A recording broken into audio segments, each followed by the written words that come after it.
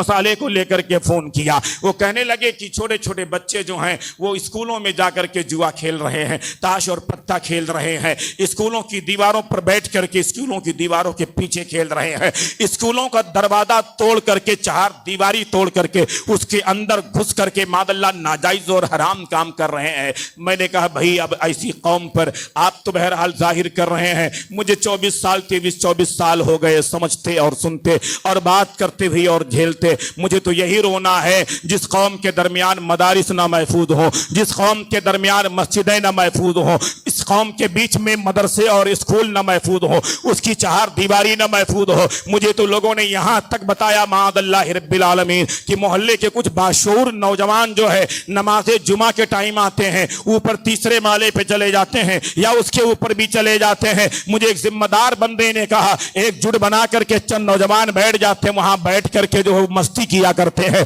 आप खुतबा पढ़ते हैं तो उनकी मस्ती चालू रहती है, तकरीर करते हैं तो उनकी मस्ती चालू रहती है, वो मोबाइल देखा करते हैं, मोबाइल पर बातें किया करते हैं, मोबाइल पर कुछ उल्टा सीधा करते हैं, आपस में चंद नौजवान बैठ करके तमाशा और हंसी और मजाक करते हैं। अब अगर उन्हें कोई बंदा कुछ कह दे तो उसे घूरते हैं, उससे बातें करते, तुम अपना काम करो, तुम नमाज पढ़ने आए हो, तुम नमाज पढ़ो, हमको हमारे हाल पर छोड़ दो। उनसे गुस्सा करते हैं, उन्हें उल्टी सीधी बातें करते। बताओ ये कौम कहां जा रही है, कौम के नौजवान कहां जा रहे हैं। अब अगर अल्लाह का घर भी तुम्हारी बदमाशी से, तुम्हारी बदतमीजी से महफूज ना रहा, अगर तुम आधे घंटे के लिए अल्लाह के घर में आ रहे हो, वहां भी तुम्हारा दिलो दिमाग महफूज नहीं है, तुम्हारी नीयत दुरुस्त नहीं है, तो याद रखो और बदमाश नौजवानों, तुम्हारे ऐसे सजदे की जरूरत अल्लाह और रसूल को नहीं है, मस्जिद में आने की जरूरत तुम्हारी नहीं है। अल्लाह तबारक व तआला ऐसी इबादत है तुम्हारे मुंह पे मार करके, तुम्हारे गले में लानत का ताव डाल करके तुम्हें जहन्नम में ढकेल देगा। याद रखो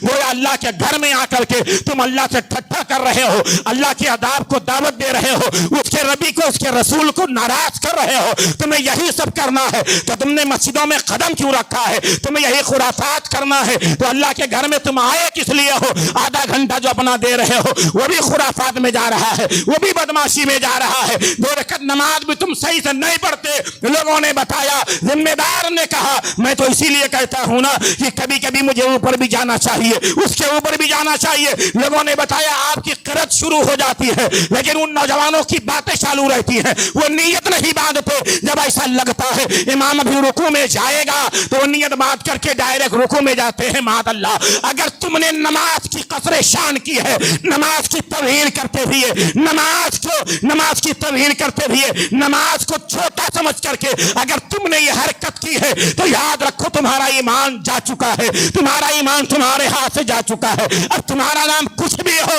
अल्लाह और रसूल की नजर में तुम मुसलमान नहीं रहे। खुदा अल्लाह तुम्हें तौफीक दे तो हिदायत याफ्ता हो जाओ, अपनी इस्लाह कर लो। अगर ये तौफीक तुमसे उठ गई, अल्लाह की तौफीक तुमसे उठ गई है, तुम्हारा मुकद्दर तबाह हो गया है, तो अल्लाह के घर में आना बंद कर लो ताकि तुम्हारी वजह से दूसरों को अजियत ना हो और दूसरों की नमाजें खराब ना हो। दरूद शरीफ पढ़ें।